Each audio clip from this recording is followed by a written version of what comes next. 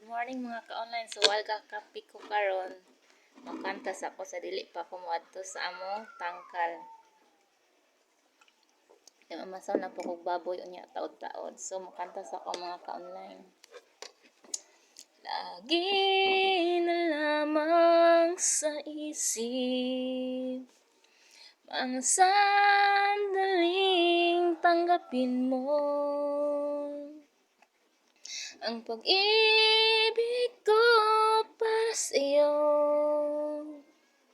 Walang hangganan ang saya, mga sumpang pangako. Tayo lang dalawa kailanman. So, ganahan naman kayo ko mga ka-online. Di rin na lang sa kutaman kay murag nakabuhi na ang baka sa akong lolo niya.